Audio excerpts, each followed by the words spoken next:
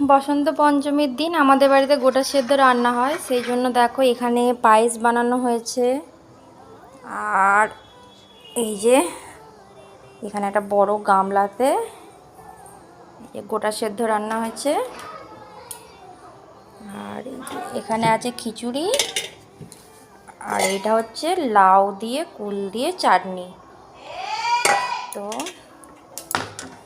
এইগুলো আমাদের আজকে সব রাত্রে রান্না হয়ে থাকবে, আর কালকে শীতল ষষ্ঠীর দিন এটা খাওয়া হবে। আর এখানে এই যে থালায়, এখানে আমি আমার দিদি শাশুড়ি যিনি গোটা সেদ্ধ রান্না করতেন ওনার জন্য তুলছি, ওনাকে প্রথমে দেব,